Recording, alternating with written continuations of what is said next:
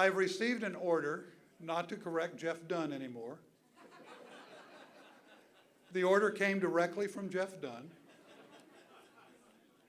so I won't. If I can think of any reason to praise him, I will. So let me, since I can't think of anything, let me instead praise Paul Andrew Hutton. Now, historians sometimes have friendly rivalries. Some historians are frenemies. The late Tom Lindley and I were frenemies for many, many years. Same with Bill Groneman, the other side of the Crockett dialogue. My envy of Paul Hutton is more than anything else. When I turn on the TV randomly, he's there, and he's speaking in almost perfect script. He's not reading from notes. He's looking at either the camera or the interlocutor, and he's saying exactly what needs to be said, and then stops at exactly the right time and completes the thought almost perfectly.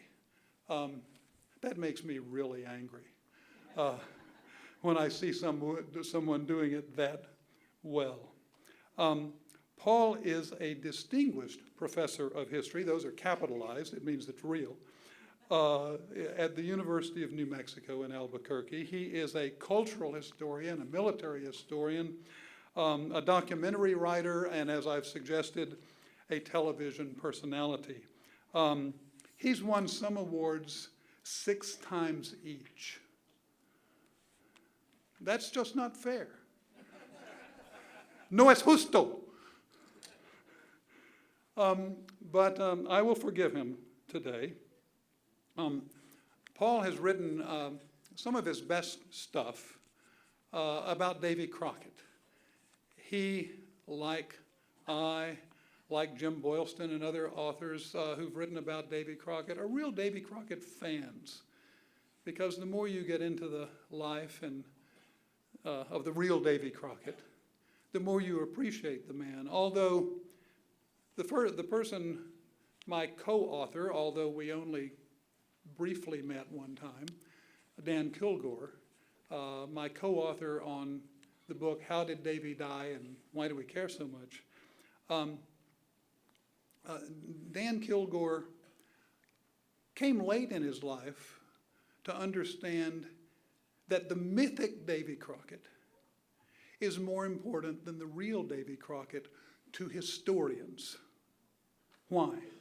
Why is the mythic Davy Crockett more important to historians than the real Davy Crockett?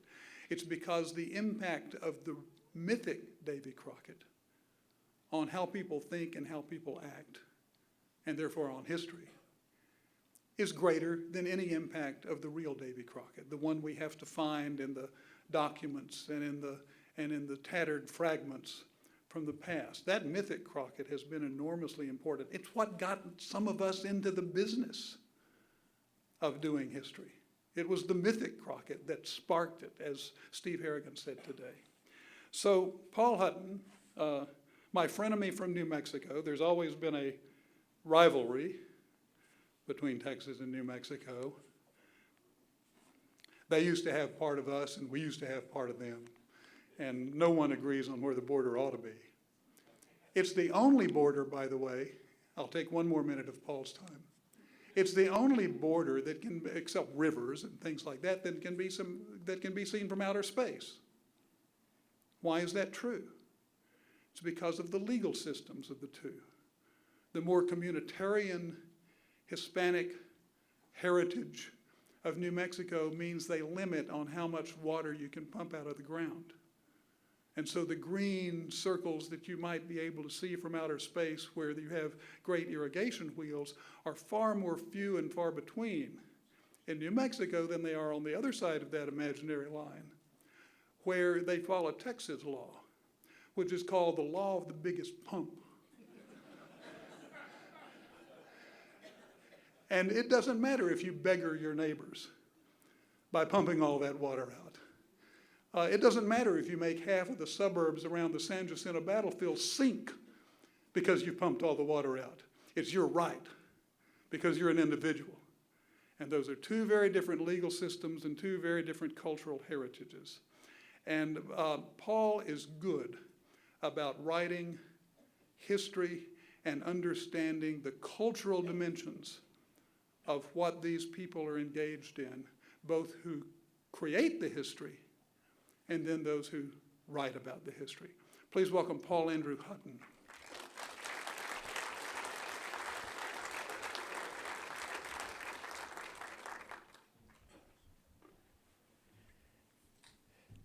Does microphone work? Yes, it does. I can hear my echo. That border, by the way, we're pretty particular about it over there in New Mexico.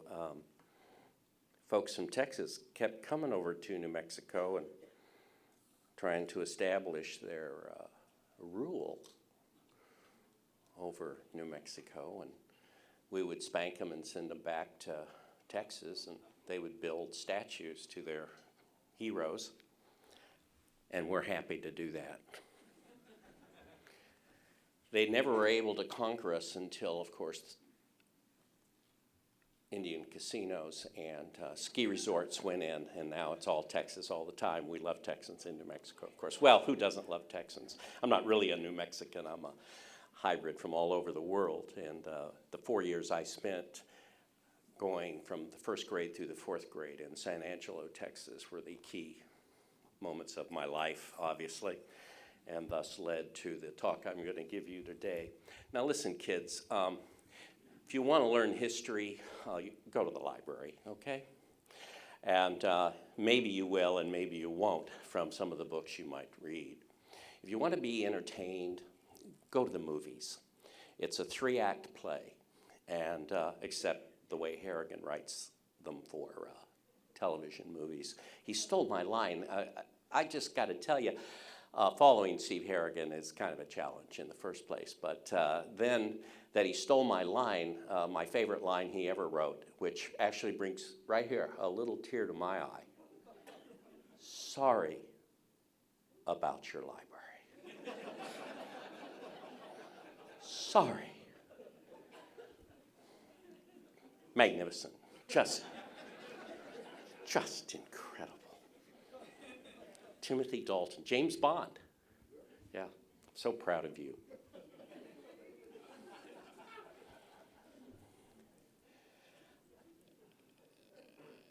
To try to find historical accuracy in a film is at best, delightful parlor game, and at worst, a fool's errand.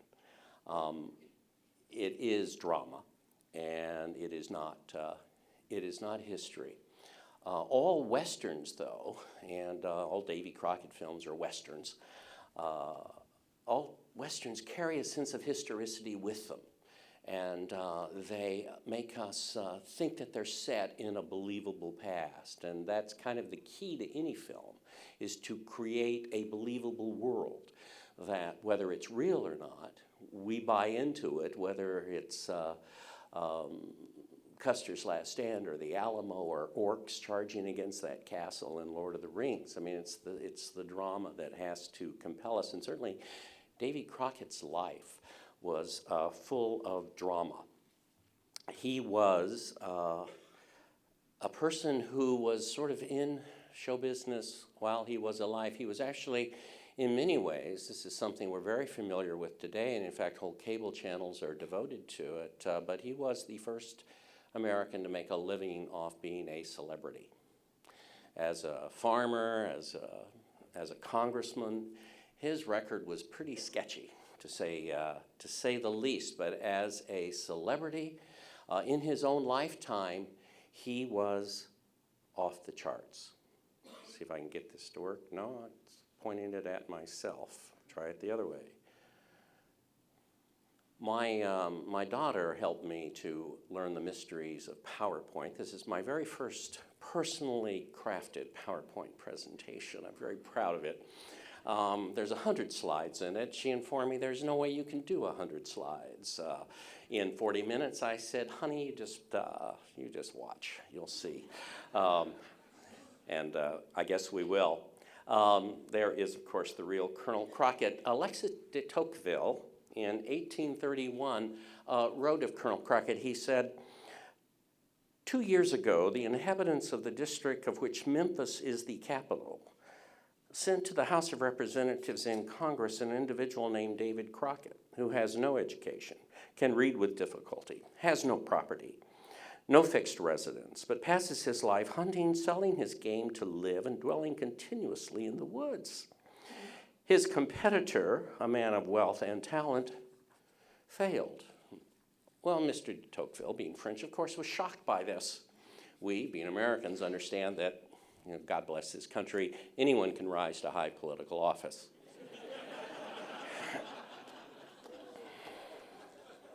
Yeah, make up your own joke. And isn't that great, too? Because it really doesn't matter what side of the political spectrum you're on. You have that opinion about one person or another. An 1831 newspaper report called Crockett, quote, an object of universal notoriety, and reported that to, quote, return from the capital without having seen Colonel Crockett betrayed a total destitution of curiosity and a perfect insensibility to the lions of the West. And indeed, Crockett was already famous in his own time because of the books written about him, and because of then he was horrified when a book became kind of a bestseller that was written about him, so he wrote his own autobiography, which is one of the classics of American autobiography, and also 50 of these penny dreadful Crockett almanacs appeared in the years that he was both alive and after his death, and they eventually became mouthpieces for manifest destiny and for the idea that American institutions would overspread the continent, what Thomas Jefferson had called the great continent an empire for liberty. And after Crockett, of course, had been defeated in Congress and had gone off to the Alamo, his image shifted from that of the symbol of the common man, along with Andrew Jackson, to a martyr to our manifest destiny, a martyr to our continental destiny to become a great nation, at the expense, of course, of others. There was a play written in 1831 by James K. Paulding, future Secretary of the Navy, and Paulding had won a prize offered by James Hackett, a famous Shakespearean actor of the time, most famous for his role as Falstaff. Hackett had wanted a purely American play. And so Paulding wrote The Lion of the West. And the Lion of the West was Colonel Nimrod Wildfire, a Kentucky congressman who intervenes when a young lady is being denied her right to marry the man of her choice and being forced to marry not just a effete aristocrat, but I believe he was from England, of all things, and he intervenes and saves her while giving out great wisdom to the crowd, as you see here.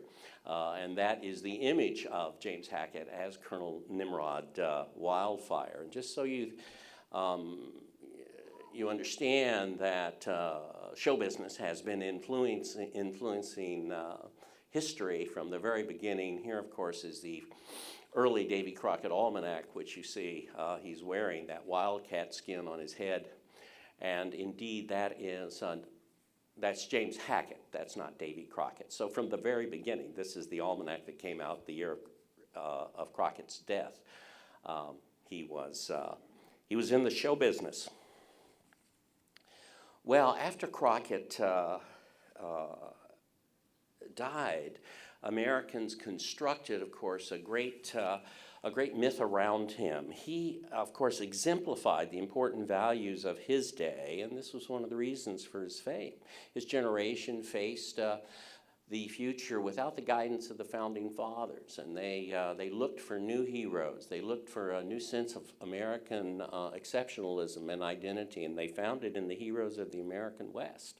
And Davy Crockett inherited the mantle of Daniel Boone and now became the representative of the West. And men like Davy Crockett and Sam Houston, William Henry Harrison, Henry Clay, Later, Abraham Lincoln were seen as men of the West who were masters of their destiny and who could do anything and accomplish anything. And from them, Americans derived a sense of who they were as a people. And they really, through the conquest of the West, they affirmed that Americans were indeed masters of their own universe. And it represented the triumph of democracy. For its leaders were common men who had made their fortunes with hard work and determination. And the aristocracy of Europe and the tidewater of Virginia and New England now was swept aside in the rise of Jackson and the heroes of the West. And Davy Crockett was central to that. Well, of course, after the Civil War, though, new Western heroes arose, and Crockett sort of faded. He faded. Part of that was just the new heroes had 6 guns, and there was automated killing, and of course the single-shot muskets of Crockett's time didn't work as well in the dime novels that were written about Wild Bill Hickok and Buffalo Bill and Billy the Kid. And of course, they don't work in Hollywood movies either, and sometimes they just give everybody 6-shooters. What the hell, you know? But there was a play written by Frank Murdoch entitled Davy Crockett. It premiered on Broadway in June of 1873 with Frank Mayo as the title character. And there is Frank and his co-star Laura Dawn. And it was a typical kind of Victorian romance, and Davy Crockett is his childhood sweetheart returns from the East with her, again, same plot as Lion of the West, effete Eastern aristocratic fiance, and Davy is, of course, crestfallen. You see there holding his forehead, holding his brow in pain over losing Laura Dawn. And I'm so proud, by the way, that I actually not only have the program from that film that you saw before, but have managed to find these 2 cabinet cards as well. Just sometimes in the morning, I just get up and I say a little prayer of thanks for eBay. I just don't know how I would even function as a human without it. My wife knows how we might function, you know, financially without it, but nevertheless, it premiered on Broadway in June of 1873, and in it, Davy Crockett scoops away his bride from the horrors of this marriage and carries her off on his horse, and the climax of the play, which everyone just loved, and who wouldn't? Well, Frank Mayo didn't love it. He hated the role. It typecast him. He could play nothing else. He did over 3,000 performances and kept trying to quit, but of course audiences demanded Davy Crockett.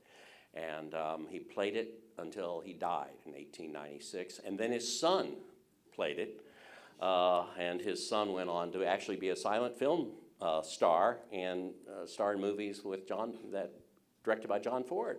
And his last movie was, in fact, he had a bit part in the They Died With Their Boots On, the 1941 Errol Flynn Custer epic that Warner Brothers released. So there's a wonderful connection between the plays. And Frank Mayo was marketed, and you could get cigars, or you could get a school tablet, and the school tablet celebrates the most important scene in the play, which is where they have sought refuge in a cabin, and they're being chased by wolves in a storm. And the idiot Easterner fiance of Davy's girlfriend uses the bolt from the door to start a fire. He's such a moron. And so Davy has to stay there all night, which allows him to spend the night with the girl and not do anything bad, all night with his arm barring the door, and you see the wolves trying to peek there. This was high drama in 1871. And here are a couple, there he is barring the door again. And so the people who started making silent movies, well, this is what they'd grown up on. They'd grown up on this play. They'd grown up on Buffalo Bill. They'd grown up on this play. It was so incredibly popular. And look, just like Fez Parker, Frank Mayo had his own song. There's Davy Crockett's March. And notice that his headgear is getting better. Now it's a little fox. It's not a big wildcat like Nimrod Wildfire had. And of course, we're going to keep going down the food chain of animals till we get to that coonskin cap.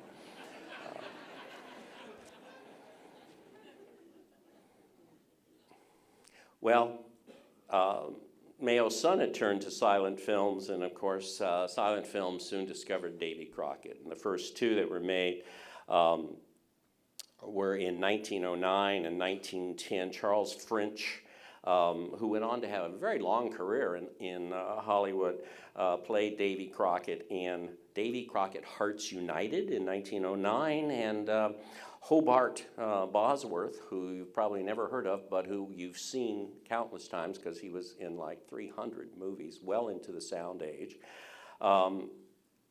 Also then was in a Davy Crockett one-reeler, and both of these are the Frank Mayo play.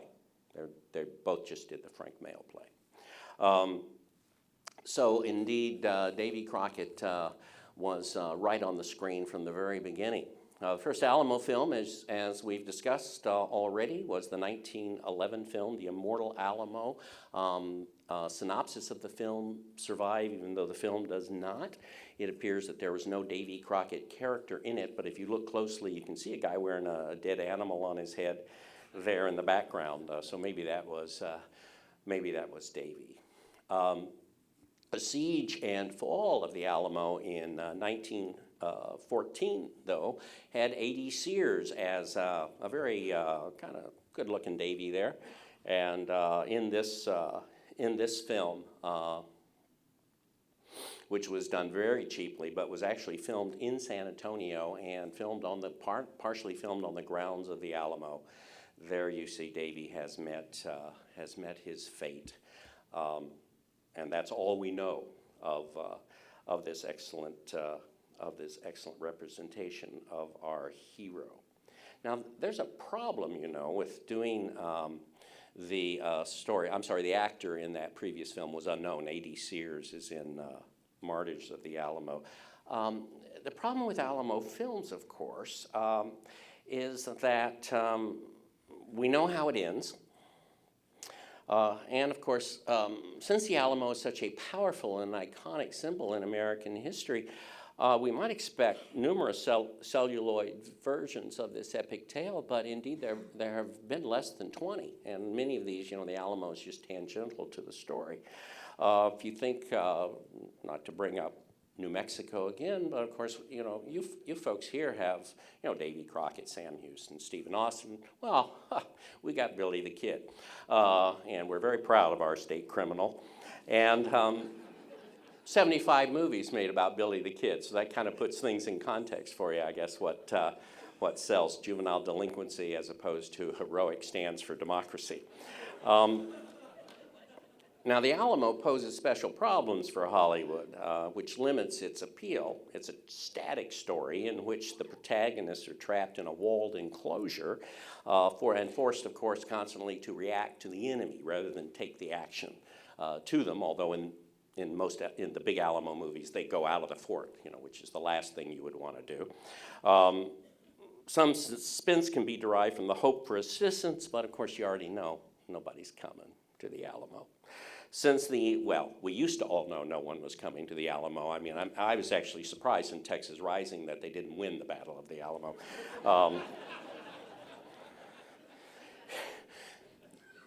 Harrigan was so kind to that film on the History Channel.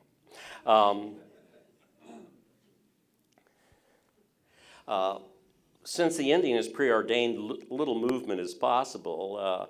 The pressures on the screenwriter are formidable, and the end result is that most Alamo movies fail, both critically and commercially, with the exception of Walt Disney's version, which really only deals with the Alamo in less than a third of the story. This film, The Martyrs of the Alamo, released in 1915, was actually restored because it was discovered by a graduate student from the University of Texas in 1977, and he combined it with what the American Film Institute had in Washington, and so we actually have this delightful film. It's made by D.W. Griffith's Triangle Film Corporation, and it reflects, as Frank mentioned earlier, the same breathtaking racism that so marks Griffith's classic Birth of a nation. I love, Griffith indeed.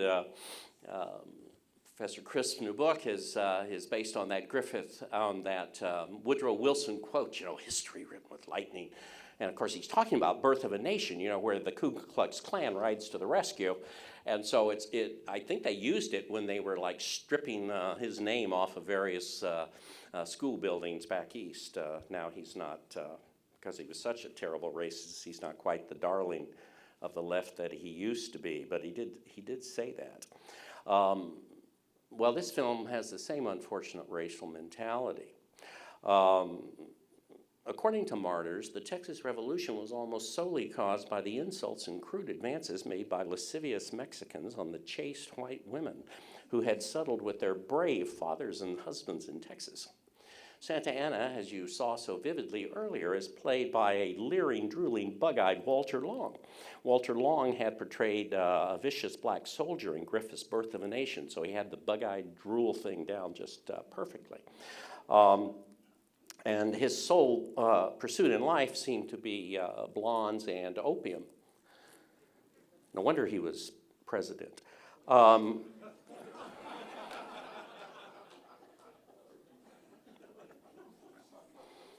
don't know why you laugh. He was particularly smitten with the fiancée of the film's hero, Silent Smith, played by Sam DeGraff. And Smith was a fictional version, of course, of Deaf Smith, or Deaf Smith, depending upon what part of the world you're from. It really is a epic tale, and it does indeed feature all of the heroes, and it is available to see today, which is remarkable for these old silent films. In 1916, Davy Crockett returned, though, in a film about the great hero, and this time it was Dustin Hoffman in my dreams. But to recover from that faux pas, let me just say that Dustin Hoffman, yes, was named for Dustin Farnham. He was indeed. It's on Google. It must be true.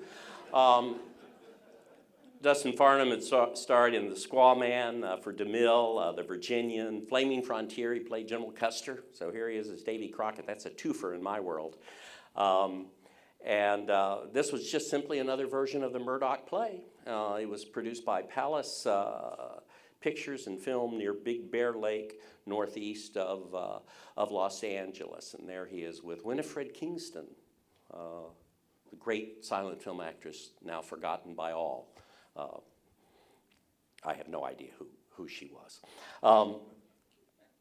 This film advanced his career, and he, you see, is already wearing that coonskin cap. A lot of people believe, for some reason, that the coonskin cap was an invention of the Disney movie, and that's what made everyone think that Davy wore a coonskin cap. There is evidence from his lifetime that he did by contemporary folk, and of course, usually you wore those kind of hats when it was cold, to keep your head warm, which is the reason for headgear. But it became a symbol for him, much like Benjamin Franklin had worn that fur hat in Paris and had delighted the court of Versailles. It showed that you were a natural man. You were part of the wilderness itself. So actually, headgear is important. Headgear says everything. And I'm looking out at the crowd. I'm checking your headgear right now. It's changed think how it's changed in our own lifetime.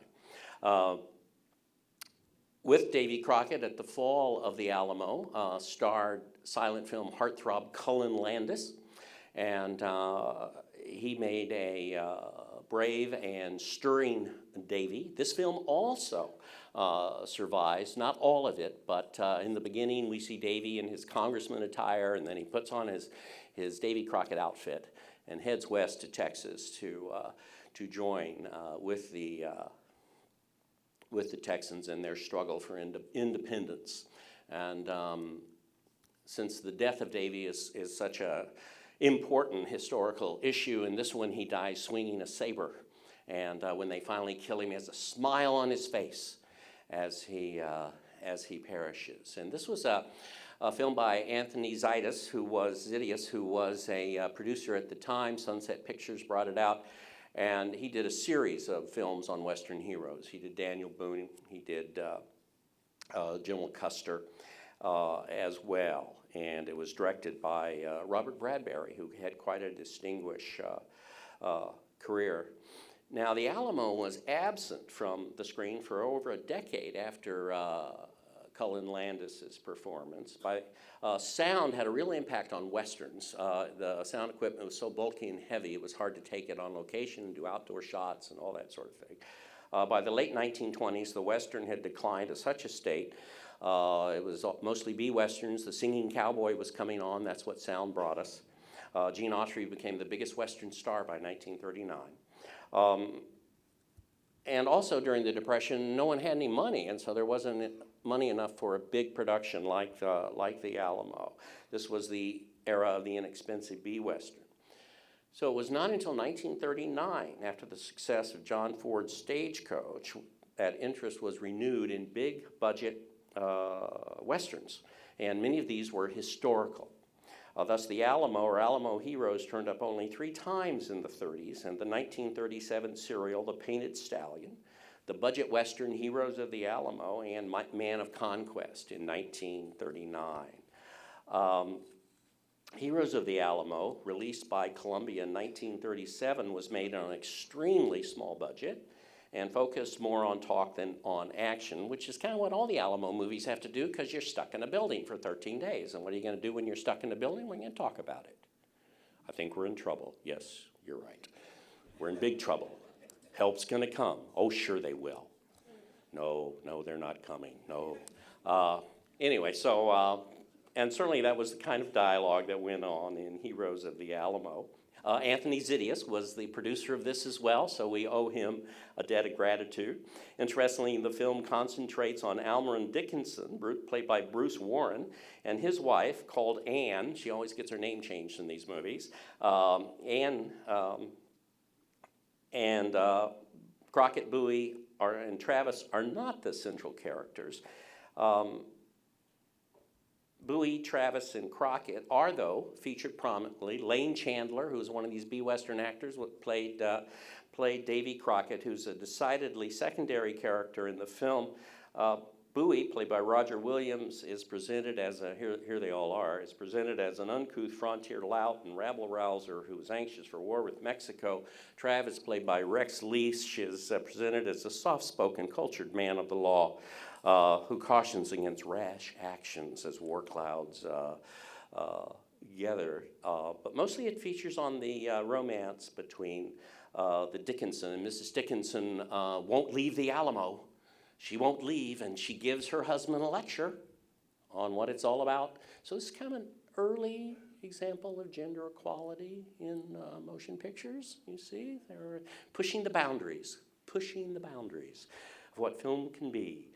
She says to him when he says, "You must go, you must take our baby and go." No, she says, "I am a Texas woman. I couldn't sit at home. I'll nurse the men, I'll do anything, but I won't leave. Whatever happens to us, Texas will go on. A Texas so great, so wonderful. In the years to come, then you and I can't even imagine it. But without us, without the Alamo, that Texas never could be. Its life will be our lives." Oh, I just, tissue, anyone have tissue, please? That's all right. Anyway, you get the drift. But it is unusual to so concentrate on her as a character. Oh, I skipped right through. There we go. Davy Crockett has a very small role in the film, and his death is very odd. He's like wounded, and he groans, and a Mexican soldier bashes his head in. That's kind of the end of it. It's kind of the saddest Davy indie.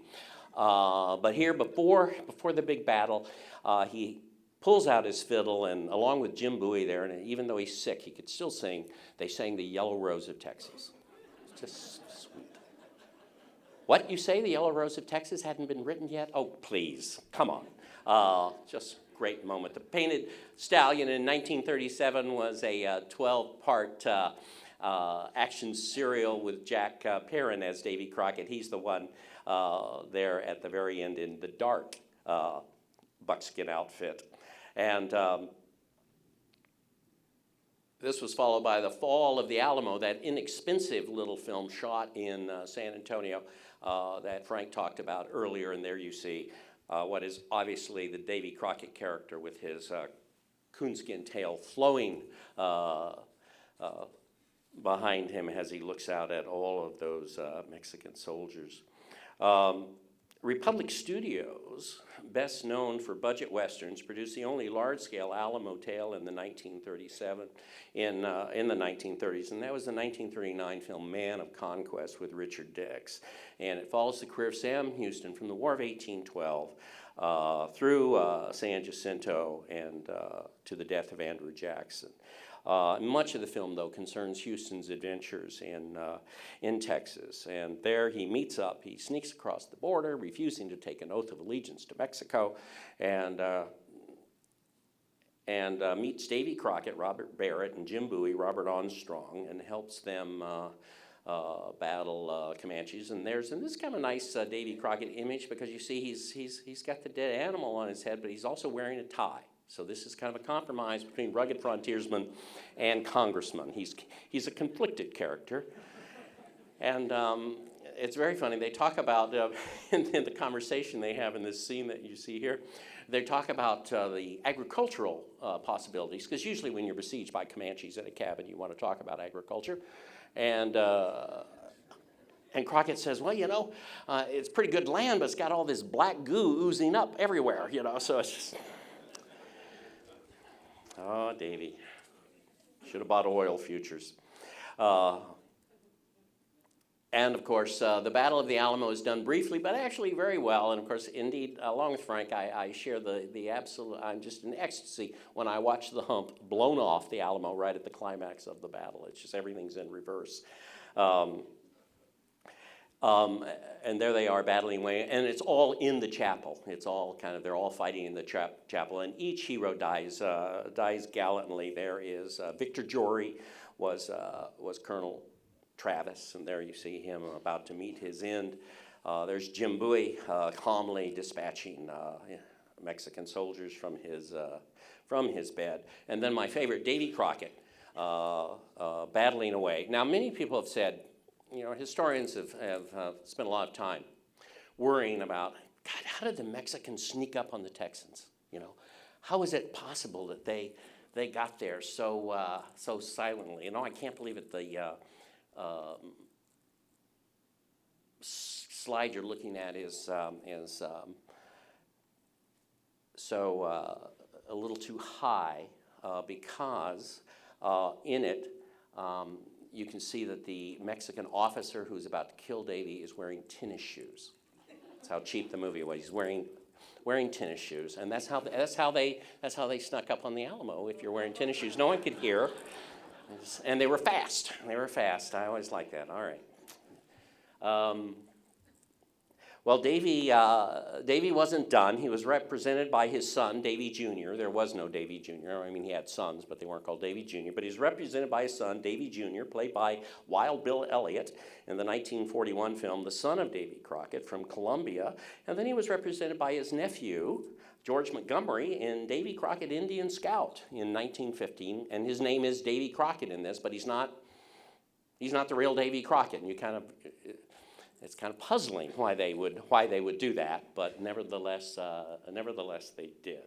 In 1953, Davy was back, and this time played by Trevor Bardette, a very crusty Davy in The Man from the Alamo, which is really well done Bud Bottcher Glenn Ford Western, in which he plays the Moses Rose character. So he leaves the Alamo and infiltrates the enemy, and it turns out that it's renegade Texans who are actually raiding the countryside and killing women and children, not the Mexican army. And his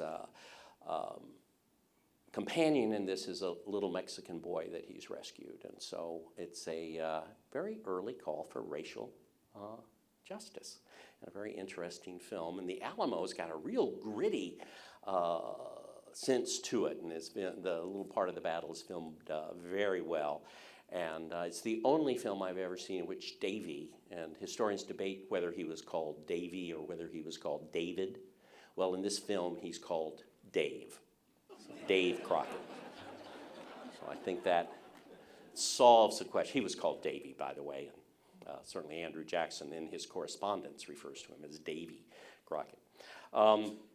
Well, The Man from the Alamo in 1953 was followed in the same year by You Are There on CBS television with Fred Gwynne. Yes, Fred Gwynne of the Munsters. It dates you if you actually know the Munsters.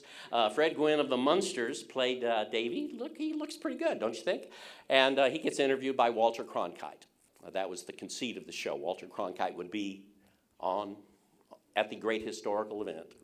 You were there. Now, Davy, what do you think your chances are? Pretty grim. Pretty grim, Walter. Pretty grim. I don't write them. I just tell you about them. Indeed, Disney is coming. Davy had obviously fallen on hard times, and he wasn't getting the kind. And there was actually a huge cultural debate over Davy. Constance Rourke and Richard Dorson and other folklorists were like trying to elevate him as a clear sign that the American character and American popular culture all was derived from the American folk idiom. And Davy Crockett was their example that they used. And they were arguing with the protectors of American culture like Henry James back east, who were arguing that no, everything comes from Europe and the Americans never came up with anything original. Well, they won because of Walt Disney. And of course, Walt Disney brought Davy to television. Now this was a major coup for the struggling ABC television network when Disney decided to break with all of the other major studios and go over to television.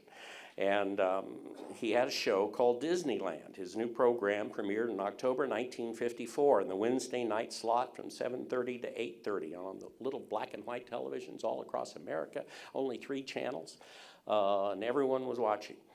He wanted to do a series of adventures from history for the show, and he wanted characters like Johnny Appleseed, Bigfoot, Wallace, and Davy Crockett. By sheer chance, Crockett was the first tale selected, and on December the 15th, 1954, Davy Crockett, there's Uncle Walt and Mrs. Walt there with Fez Parker, of course, and Pat Hogan. So Davy Crockett, Indian Fighter, aired in December of 54. It's followed by Davy Crockett Goes to Congress on January 16, 1955, and Davy Crockett at the Alamo on February 23, 1955, poignant date. And in those days, Disneyland revolved. It did Tomorrowland and Fantasyland and then and Frontierland, all which would be part of the new park he was building called Disneyland. And the Davy Crockett show, of course, as you all know, was a sensation. Fez Parker as Crockett, Buddy Ebsen as his sidekick, Georgie Russell became overnight stars. Disneyland became the most successful program on television and in television history to that time, and ABC became strong competition for the other networks. Interest in the Western was revived, and an incredible wave of television horse operas followed for a decade. It was Davy Crockett that started the Western boom of the 1950s. Gunsmoke and Wyatt Earp came on the next year, and then they were followed. By 1959, there are 40 shows in prime time, 40 Western shows in prime time, just all because of Davy.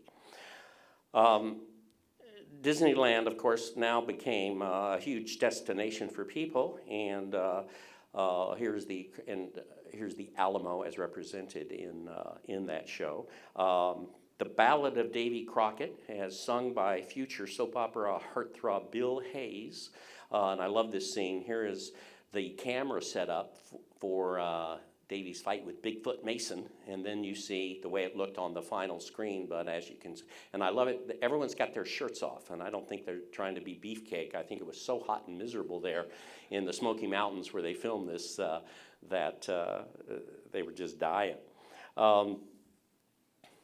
there's Davy making his stand against the Indian bill, which the real Davy really did. And this little television show is actually remarkably historically accurate, all things considered, and just did a nice job. And Fez Parker was just perfection as Davy Crockett. We didn't know what Davy Crockett was really like until Fez Parker told us what he was really like, and now we all know. Oh yeah.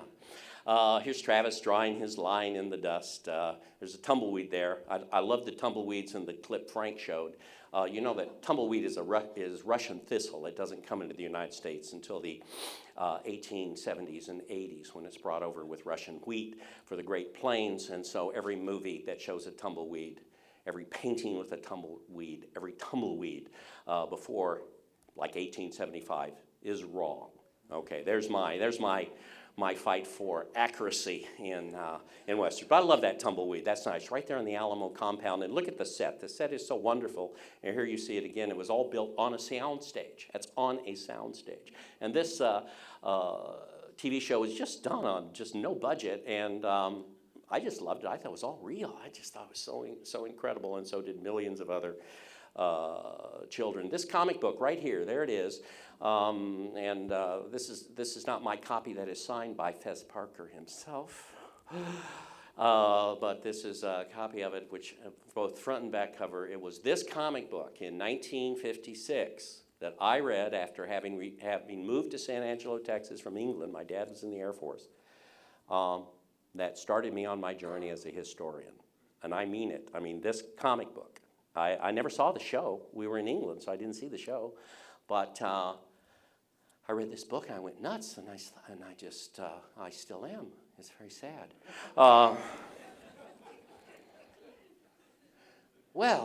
Here of course is the Ballad of Davy Crockett. Let's sing along now all together. Born on a mountain. No, okay, let's not. Tom Blackburn wrote it as filler for the show. They hadn't actually filmed enough show for the three-part segment, and so he wrote it as filler. And they had little cartoons, and the song would be sung as filler to do narration. Well, Disney was in a really embarrassing situation because he had killed off, and I loved it. There's Davy Duck, and you could win a trip to Disneyland or a Mark's playset of the Alamo. I don't know which would be better.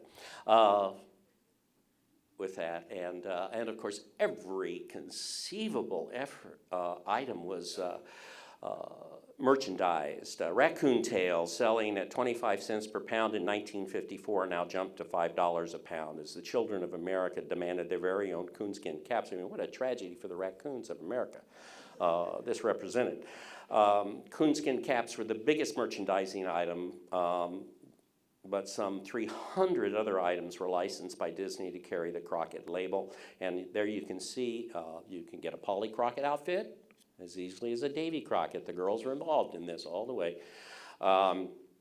There were, of course, wallets, pajamas, pillows, bedspreads, baby shoes, toy soldier sets, underwear, games, lunchboxes, purses.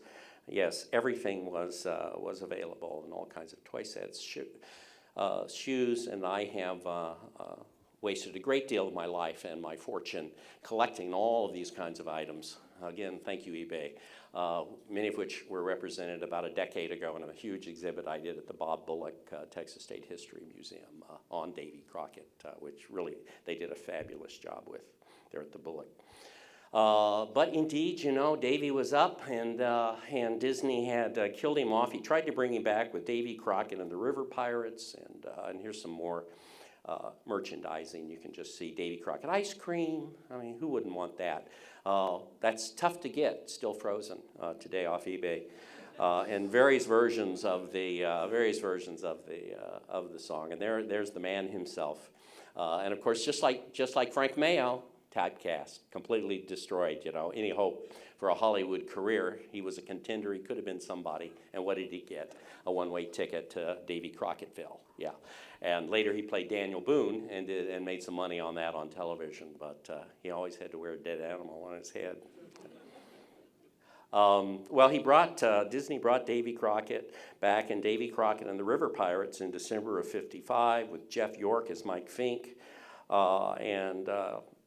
also Davy Crockett's keelboat race in November of '55, but it was too late, and it was all over. Davy was the biggest thing since Marilyn Monroe and Liberace declared the show business trade paper Variety, but he pancaked, he laid a bomb, and so indeed a lot of the Davy merchandise was sold at cut rate prices. Not anymore, it's still expensive, but I've noticed that as the baby boomer generation, my generation, fades from the scene, that the prices are going down. So if I can just outlive everybody else, yes, I can have the most toys, absolutely. And bubblegum cards, it's obscene what those sell for in the original wrapper. You know, that gum doesn't last.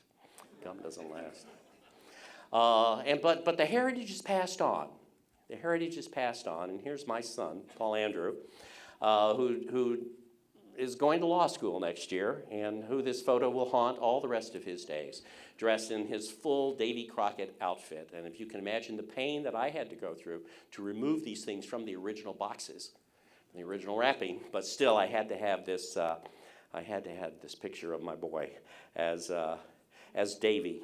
It will shock you to know that he actually could care less about Davy Crockett. So sad. You know, Fez Parker was their idol of that whole baby boomer generation. They thought only of him as Davy, and their teenage sisters might swoon over Elvis, but they were captivated by Fez. He was tall and handsome, strong and brave. More importantly, he always stood for truth and justice, and when he fought the Creek Indians, he worked not to spill blood, but to end the war. Of course, he had to fight a tomahawk duel with Pat Hogan's Red Stick to end the war. But nevertheless, he talked about the brotherhood of man and the golden rule that you should never kill. When he went to Congress, he fought for the rights of the underprivileged and the downtrodden, and the real Davy did. Finally sacrificing his chance to be president to defend the rights of the Indians, and the real Davy did. Then he went to Texas to offer a helping hand to folks who were fighting for their freedom, and the real Davy did. I mean, this guy is just too cool for school. Well, even when they grew up, they never forgot Davy Crockett. Little wonder that when handsome John Kennedy came along and spoke of the brotherhood of man and fought for the poor and the downtrodden and issued a clarion call to fight for freedom in a distant land, they at first, at least, eagerly followed him. They knew well what he was talking about because they had been weaned on these very liberal values. All Americans are liberals, by the way. People who are flying planes into buildings are what are not liberal in the world. All Americans are part of the liberal tradition, even conservatives like me. But anyway, Davy inspired that whole generation, but he also inspired the generation that was protesting the war after President Kennedy was killed. And we only have to go to James Coonan's account of the seizure of Columbia University by anti-war radicals in the 60s. In his book, The Strawberry Statement, he wrote, he was sitting in the president's desk at Columbia University, and he was going to have to write a letter to his father on the president of the university stationery. They had seized the administration building, explaining to him why he was taking all of his father's money and engaging in riots. And I realized, he wrote, that my conception of the philosophy of law came not so much from Rousseau, so much for all that money for college, but from Fez Parker as Davy Crockett. I remember him saying that you should decide what you think is right and then go ahead and do it. Walt Disney really bagged that one. The old fascist inadvertently created a whole generation of radicals. Well, God bless Walt Disney. There you go. Well, the Disney craze had passed, but not Davy. He lived on with Cindy Carson as Polly Crockett in Frontier Woman, daughter of Davy Crockett in 1956, which, by the way, was the very first role for little Ronnie Howard, who always retained his fascination with Davy Crockett because of this. His dad, Rance, who was a character actor, also was in the film and brought Junior along. James Griffith had a cameo as Davy in The First Texan with Joel McCrea as Sam Houston from Allied Artists in 1956. And then, of course, came The Last Command from 1955 from Republic Studios about, of course, the siege of the Alamo with Jim Bowie, as played by Sterling Hayden, as the central character of the story. Now, John Wayne had long wanted to make a movie about the Alamo, and he had developed a script and at Republic Pictures, that was his studio, and but he left the studio over the fact that they wouldn't finance the budget necessary to make the film. And when Disney's show was so successful, they rushed the film into production, and Arthur Honeycutt plays a grizzled, bearded Davy Crockett, and Sterling Hayden is of course Jim Bowie's. Nice view of the set. You see how inexpensive the film was. They didn't build the chapel at all in the movie, and this is one of my favorite scenes in the movie. The line in the mud. They didn't do the line in the dust. They did it in a rainstorm, and here you see them hosing down the defenders of the Alamo at the time, which of course brings us to John Wayne's great epic, which of course had been his lifelong dream. The Alamo, Wayne declared in 1960, was made up of men and women who believed that in order to live decently, one must be prepared to die decently. They believed in freedom. They believed it was something worth fighting for, worth dying for. Wayne wanted to convince all Americans and the whole world of the necessity to stand up for freedom against the spread of communism. And the Alamo became a metaphor for that. There's his sprawling set at Bracketville, the same place Last Command was made. After a year of production, some $12 million, and a massive publicity campaign orchestrated by Russell Birdwell, who had handled the publicity for Gone with the Wind, Wayne's epic premiered in San Antonio in October 1960. At 3 hours and 18 minutes, it tested the patience of even the most dedicated Texas patriot. And not me. I watched the uncut version and cringe. I love this movie, and I love a lot of really bad movies. Alas, this one does, though, have its moment. It was such a colossal bomb and failed with the critics that he cut a half hour out of it just kind of yanked it out. So the version you see today has been cut, although I've seen the uncut version, and you're not missing anything, let me assure you. And for all its epic qualities, it's still just a lavish remake of The Last Command. And in both films, Davy Crockett dies. John Ford dies blowing up the Powder magazine. John Ford visited the set, and there's a big debate over how much he had a hand in it. I don't think much because of the quality of the film, which I love. Let me get that right. Here's Bowie's death from the film, from the angle of the crew, and there, of course, is Davy Crockett being run through with a spear. And then he blows up the chapel, the only part of the Alamo still standing. Oh, what the hell. There's Santa Anna on his white horse. The Alamo returned on television, The Time Tunnel in 1966, but alas, no Davy in that TV show. A Hanna-Barbera cartoon in 1977. Disney tried to bring him back in 1988 in a 4-part series on Disneyland, on The Wonderful World of Color on NBC. Didn't work. 86, Mac Davis played him in Showtime on Shelley Duvall's Tall Tales. And then, of course, in 1987, Lon Tinkle's book was adapted into The Alamo. Brian Keith, who you would think would be a perfect Davy Crockett, note a change in headgear. They wanted to make themselves different. He was just, he just kind of phoned it in. I think he was ill at the time. Of course, the Alamo, still playing today at the IMAX Theater on the River Center Mall. If you want to know what those boys at the Alamo died for, all you have to do is go to the River Center Mall and see the glories of American capitalism right there. There you go. And Merrill Connolly played Davy. He was, of course, the brother of the governor, and Bill Daniels had been in John Wayne's movie, and he was the brother of the governor, so that seems to be a trend. Naked Gun 2.5, of course, with David Zucker as Davy Crockett.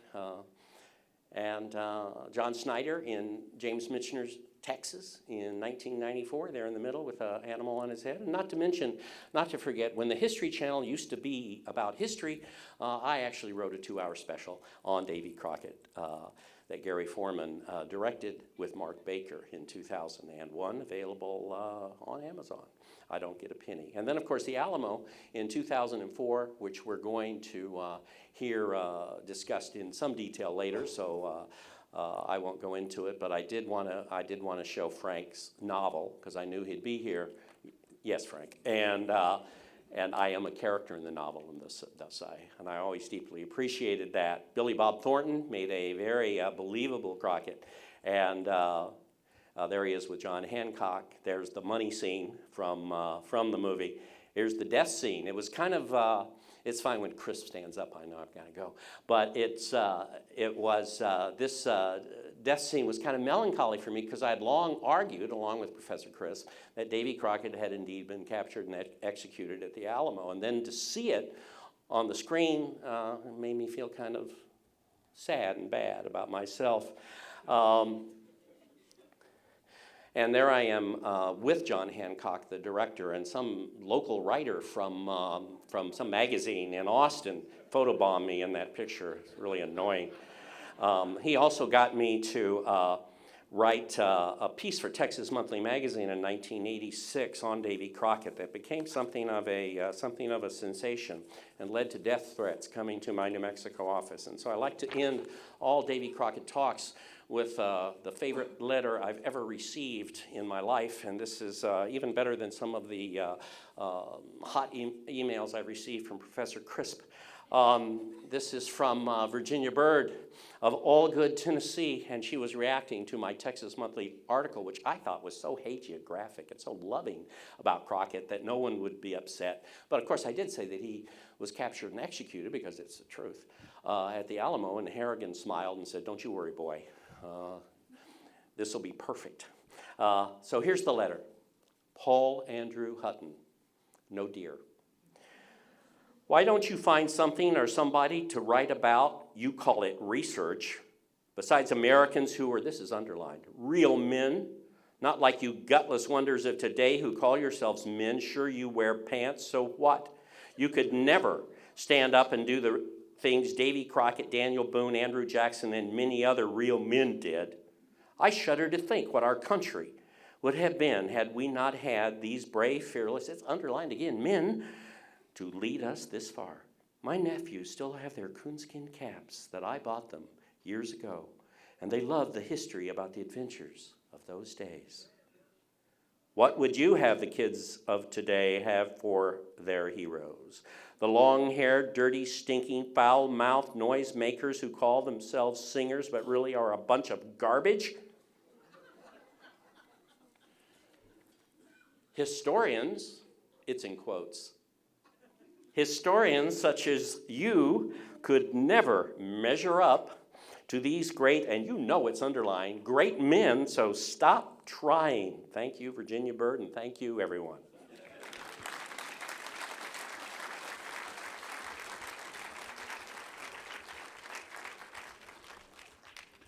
I think my favorite comment on this kind of stuff was about the time Texas Rising came out. The History Channel, you may recall, quit calling themselves the History Channel.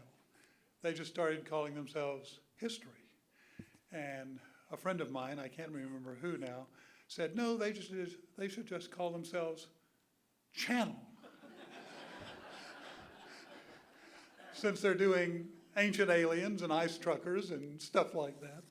We're going to have lunch now, and we'll start again when lunch is over, and I'll warn you. Thank you very much, audience and speakers.